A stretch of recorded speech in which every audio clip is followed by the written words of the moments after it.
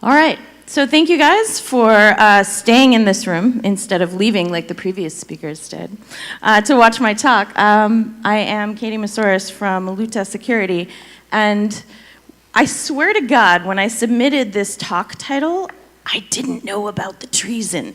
I had no idea. So the fact that it was accepted and then all of that happened, coincidence. I can't see the future. So this is a little bit about me. If you follow me on Twitter, this is a Twitter word cloud of things that are very important to me in life. But what we're going to talk about today is my role as a cyber arms export control renegotiator. So last year, I actually gave a Wassenaar talk here at Kaspersky's conference from the sidelines of the whole Wassenaar process. And now I'm in the thick of it.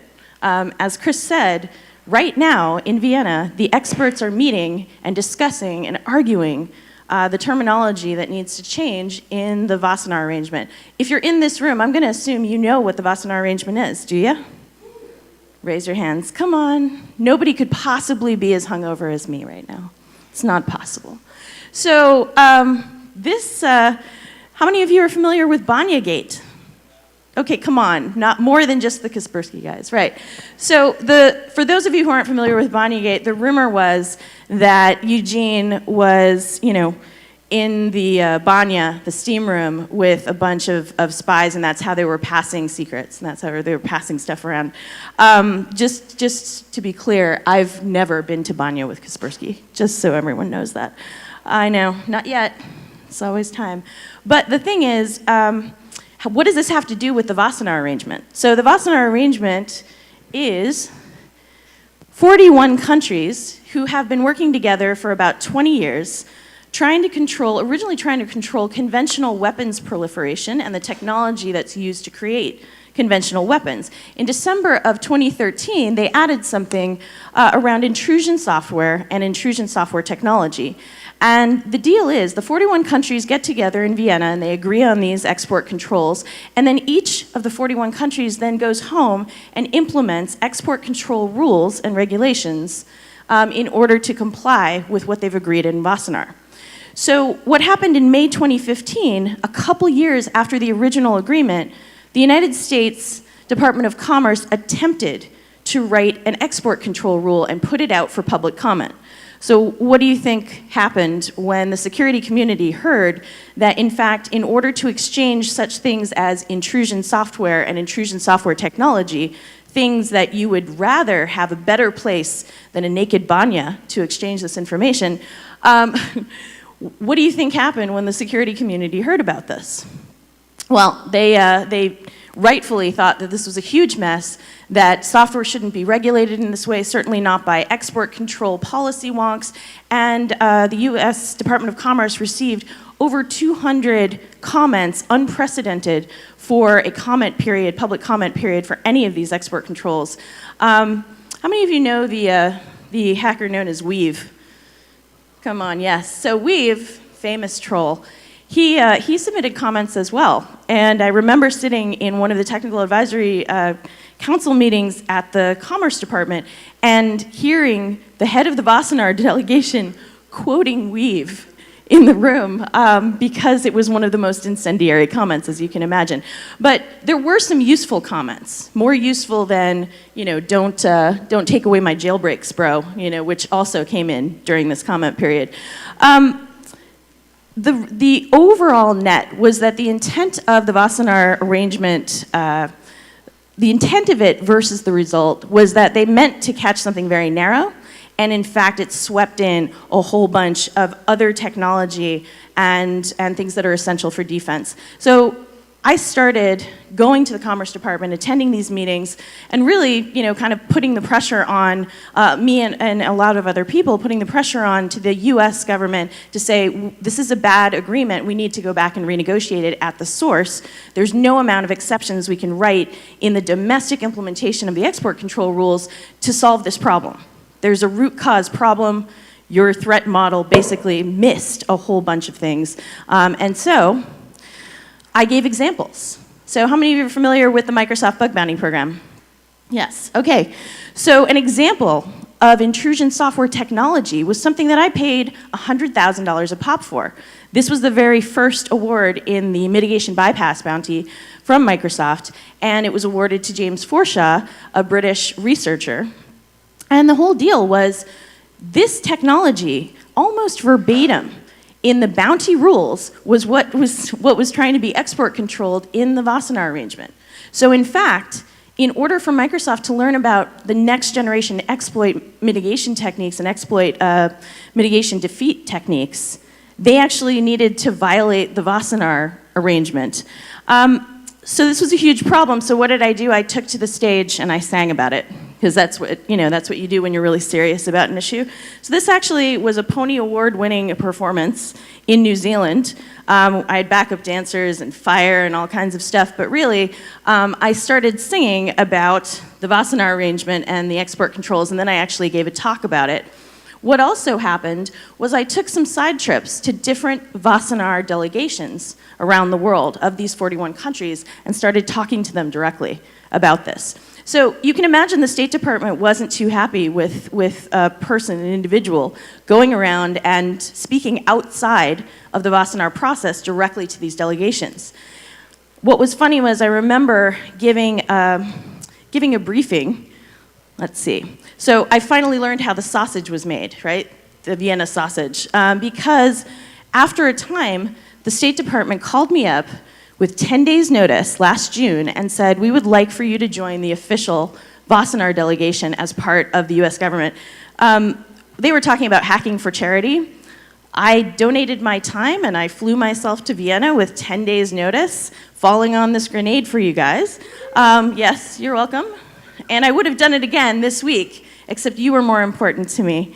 And also, everybody knows better than to owe the Russians money, okay? So,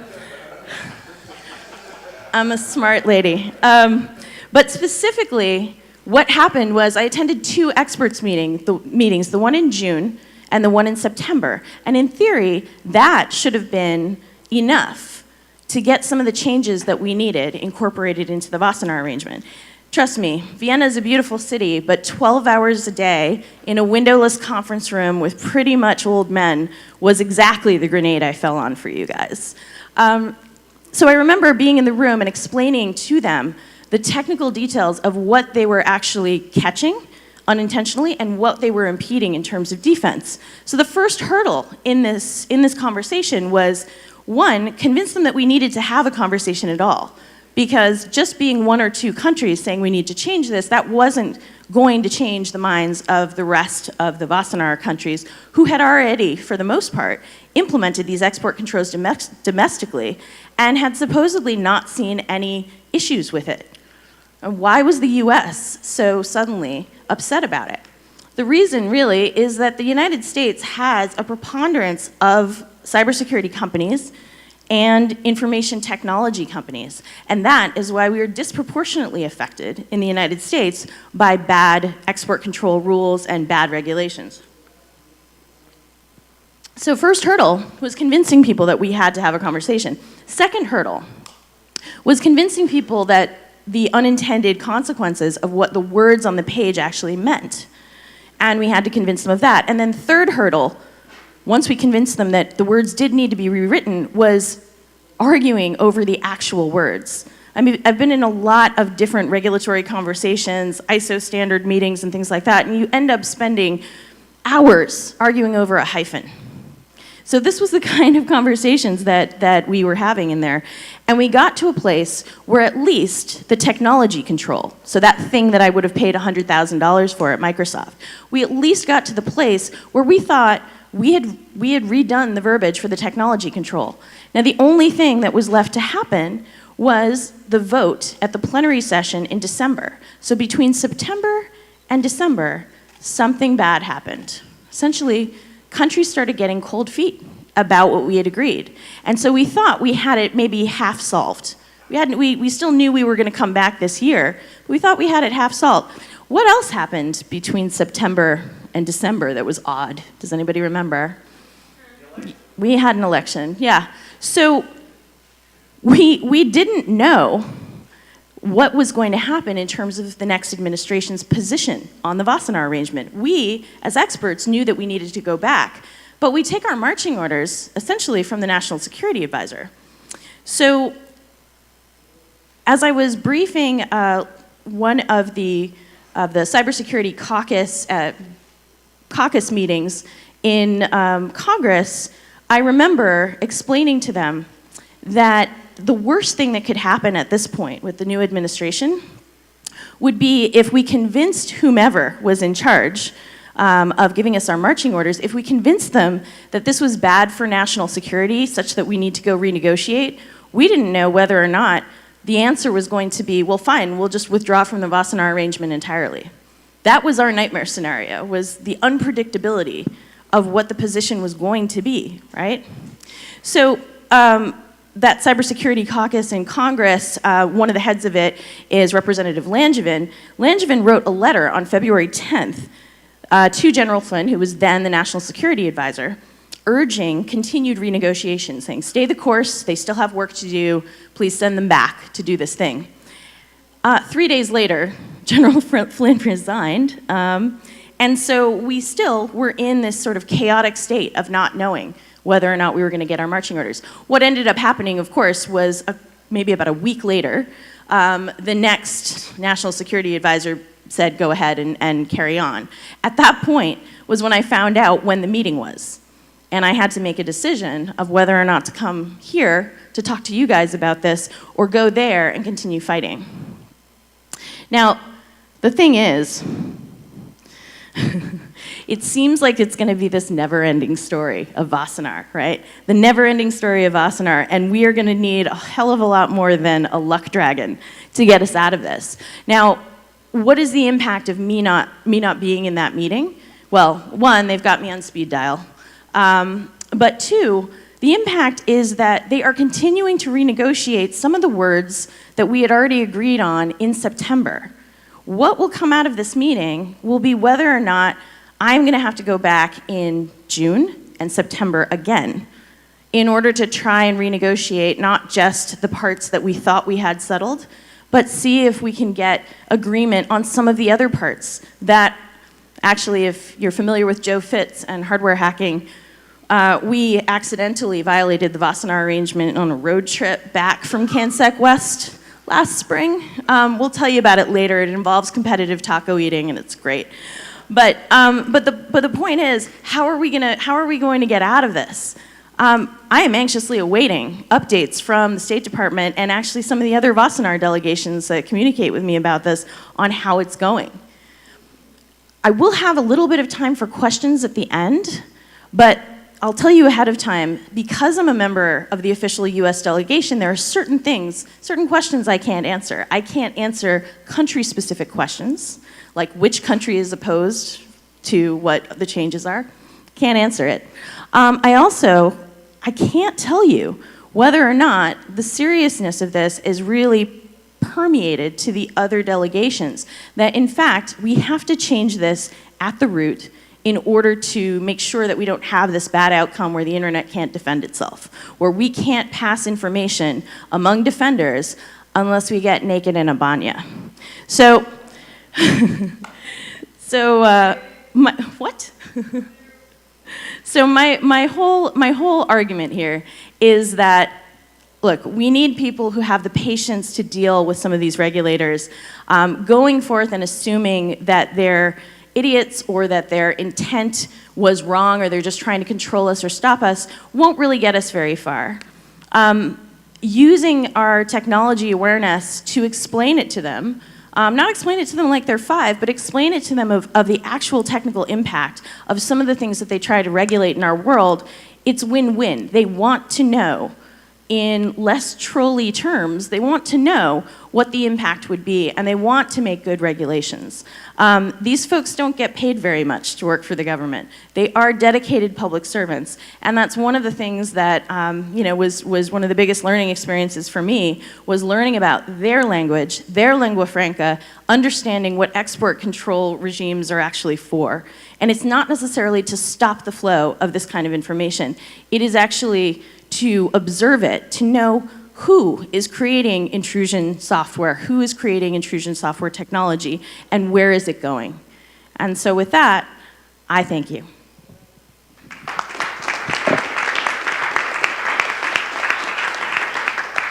We have time for questions. Okay, what's the US position? So on the technology control, the thing that I would have paid $100,000 for back at Microsoft, the technology control, the official US position is remove that technology control. Where we actually are with that is we're putting in exemptions directly into the Wassenaar Arrangement that will allow for things like vulnerability disclosure, bug bounty programs, defensive, defensive passing around of this technology information, and also put exemptions in to allow for the analysis of command and control software that would control botnets. One of the interesting things actually, explaining to them in the meeting, because malware itself, endpoint malware itself is not export controlled under the Wassenaar Arrangement. People think it is. But they didn't do that because they did not want to catch victims, infected victims who were crossing borders with malware on their machines. So they kept thinking that for botnet takedown defense activity, that it was already exempt and it was fine. We had to explain it to them that in fact, no, you do have to pass around the command and control software itself, the actual intrusion software itself, in order to analyze it. You have to do it in real time, and you won't know ahead of time who you need to pass it to, who you need to alert in terms of victims and talking about it, and who can help you do the analysis. And we basically had to explain what fluxing was to them and things like that because they just didn't know. So they have a cursory understanding of security writ large at Wassenaar, but we were there to essentially explain to them, exactly what they were impeding. Does that answer your question? Okay. One more, yeah. Do other delegate countries have technical people involved like we do? Is that something we can answer? Yes, so that's a great question. So they do have technical people involved. It's typical to bring people who are part of, essentially their defense departments and things like that, and there are highly technical people who come to the experts meetings. Those meetings, April, June, and September, are specifically for technical experts.